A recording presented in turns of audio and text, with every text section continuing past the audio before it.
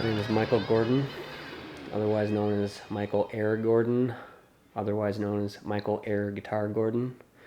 I've been playing air guitar for about 13 years, professionally for about 10 years. $12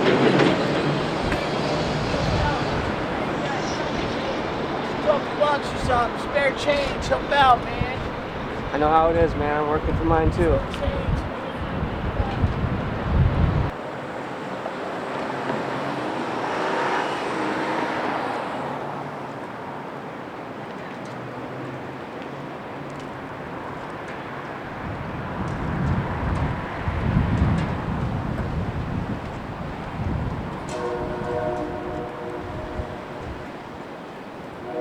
After I got my first air guitar, I spent a little time on the road, cruised around a little bit, cranked some tunes, played a show at Soldier Field. Not at Soldier Field, but it was actually like in the tunnel, like before you get into Soldier Field.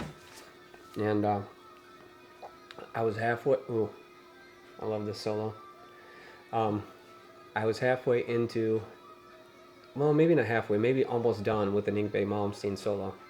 And if you've ever heard Yngwie Malmsteen, I mean, he was tough, especially for my, first few months of actually playing the air guitar. But, I practiced a lot. So, anyways, so I'm into this solo, and then here comes a group of guys. I would say probably mid-20s, maybe.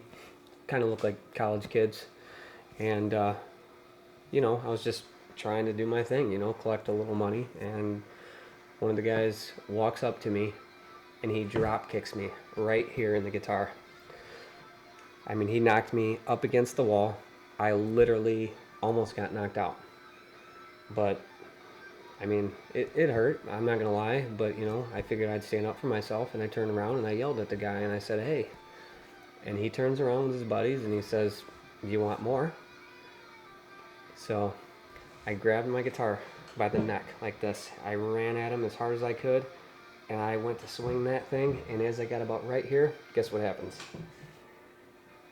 He actually knocked me out for real. But the moral of the story is, if I can get up and do it again, then I knew that this is what I wanted to do with my life. I've been playing the subways now for about probably 2 or 3 years, and this was kind of my spot, but as you can hear, I don't know if you can hear that or not, somebody's been taking my spot the last couple months, and I'm not making any money here, but I got a lot of people who like me and respect me in the subway, so, I more or less just come here for my fans, not really for the money. I mean, don't get me wrong, this guy's pretty good, but I think my act is a lot better. I mean, what has he got, 15, 20 people? Last week I was down here, I had at least 62, 63 people standing around me watching. I'm done with this place. I can't do this anymore. So I decided for the next few years, that was still probably 2003. So the next 3 years, I practiced as hard as I could. I mean, every day. All I did, practice. And then in 2006, a friend of mine actually tells me that there's a contest at one of the local bars here downtown Chicago. And, I didn't know if I wanted to do it or not. I felt like at that time my passion was just to play for people on the streets. And, I just said, what the heck, I'll do it. My friend says, I'll pay for you. It's like a $10 fee to get in. And I said, okay, well, if you're going to pay, I'll get you like a $3 drink or something like that. So he bought me the ticket, and I actually entered the contest.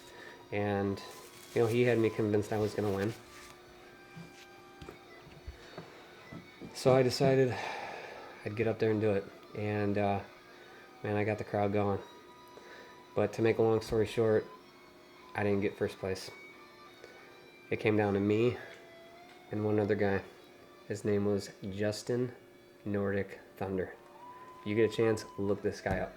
I mean, this guy, you want to talk about the look? I mean, Jung, he's the guy that got me involved in this, but this is the guy I wanted to be. He had long hair, long beard, he had the leather, he didn't even wear shoes, and he didn't care. He did not care what people thought about the fact that he did not wear shoes. He hurt himself, he went to the hospital. But this guy, I knew when I was up against him that I wasn't going to win the contest. But if you know anything about him, he actually ended up doing a commercial for Dr. Pepper. I mean, he was on TV. I mean, the guy's pretty legit. I actually think he went on to win the Worlds in 2012. But at that time, I figured if I'm gonna get second place at a local bar in Chicago, that's like getting seventh place in the world.